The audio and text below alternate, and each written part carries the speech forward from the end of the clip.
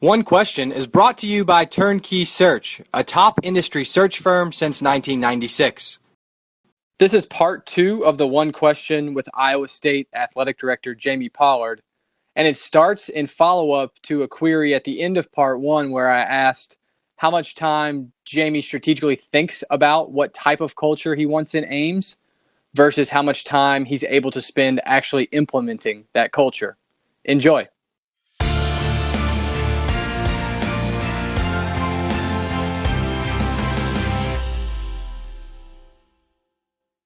And what's that roadmap, Jamie? Is that a combination of your inherent beliefs as a leader balanced against obviously what's best for the student athletes and your team with the nuances and specific benefits that you may have in Ames that only fit in Ames and not other places, or some key books that you've read on this topic? Like how have you brought together those types of components to create that, even if it's just a mental roadmap for the department? Well, we've kept it pretty simple here, and I'm not big into.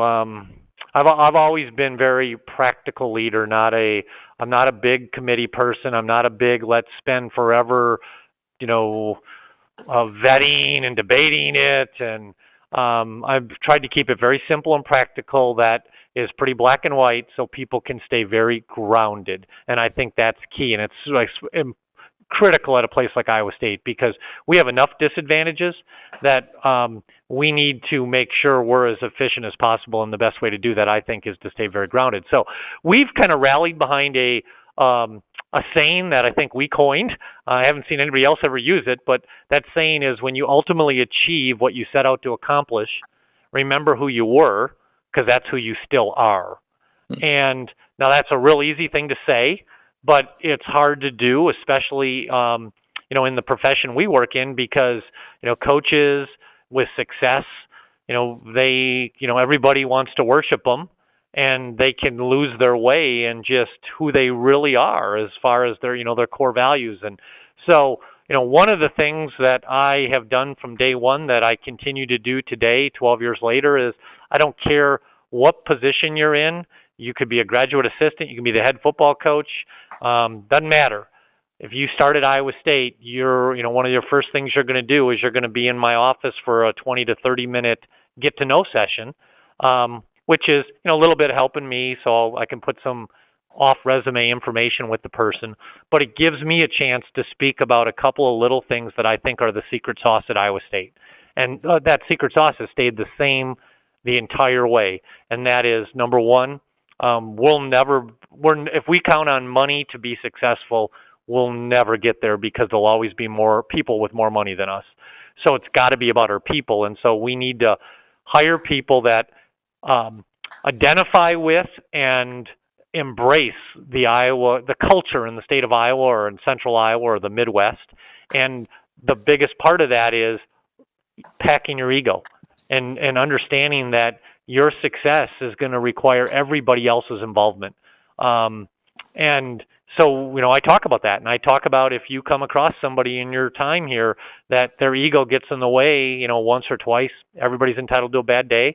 If it's multiple times, take notes, and if it happens repeatedly, I want to know about it because we'll either shame that person back to reality and have fun doing it, or we'll shame them out of the department. Because what I've learned over 25 years in this business is if you don't do that, one day you wake up and you realize all the good people leave because they don't want to deal with the jerks. And then you got a room full of jerks and you go, I wonder why we're not successful and not having any fun. So being able to pack your ego and understand that your success is going to be dependent upon having everybody rally around you, especially at a place like Iowa State. And then the second thing is I always say we're not Disney. And so what do I mean by Disney? When I think of Disney, I don't think of Mickey and Donald and Minnie. I think of the men and women that they, have walking around with the little sweepers, and they keep that place immaculate. I mean, Disney, it's like the Masters, too. Nothing is ever out of place. And they do that because they can throw people and resources, and we don't have all the people and all the resources. So I use that as a reminder to say all the great things we have here, it's incumbent upon us to be the eyes and ears. If something doesn't look right, tell somebody. You ever stop to think the facility person's not in your conference room? So how do they know the lights are out? You got to tell them. If a door doesn't lock. I mean, some really simple things that you'd go, why is an AD talking about that? Well, I talk about it because nobody's above that. If I'm walking into the building and there's trash blowing around, pick it up because the coach may be behind me with a great recruit. And if I think my job is to make sure the custodian does it, then I'm not understanding the culture at Iowa State. And so I say those two things because those are real easy things when you have success to just finally start to say, I don't need to go do that rubber chicken deal, or I don't need to sign this, or I don't need to go say hello to that person in the lobby that's looking at our artifacts. No, yes, you do, because that's how we grew this place into what it is. And the day or the staff feel that that's not part of the culture here is the day we've really, erred in where our culture's ended up. And so one of the kind of concluding moments I always take whenever I have all our staff together is I say, if everybody in this room moved 2 inches to the right, nobody here would know that they moved 2 inches to the right. But I got 200 of you here. And so if I added it all up, we'd be outside the door looking in the room. And that's what we can't have happen. So I feel like I just went through your spiel in these 20 to 30 minute get to knows, which is exactly what I'm after in this conversation, that's excellent. I want to go back to your point about how quickly information travels, and I guess D1 Ticker is part of that ecosystem. But how do you balance the misinformation that is in the marketplace with not being, I think you said, overreactionary? What framework do you guys use internally to make sure the appropriate response is applied in each situation? Oh, that's so hard, and part of it is probably just experience and comfort.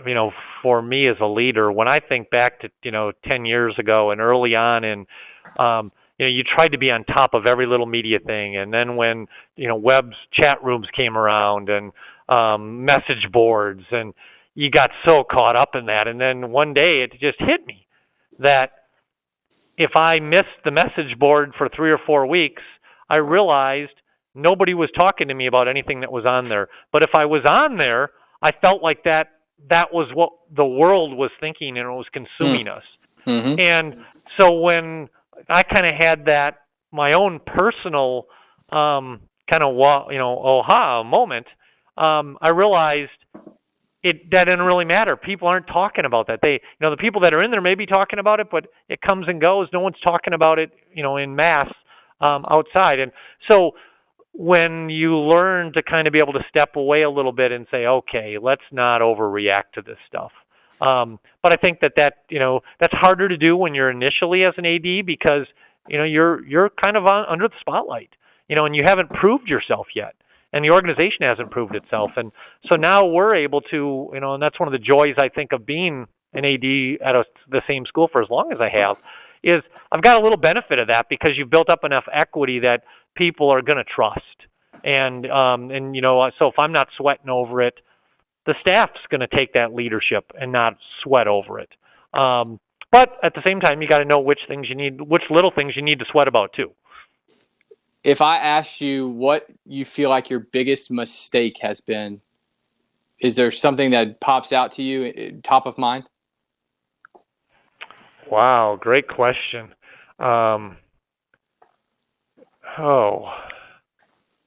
Biggest mistake.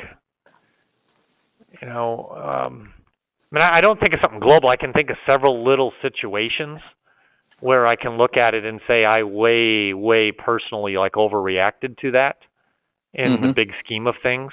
And I would take that moment back in a heartbeat. But in the big scheme of things, it didn't really change, what was happening to our organization.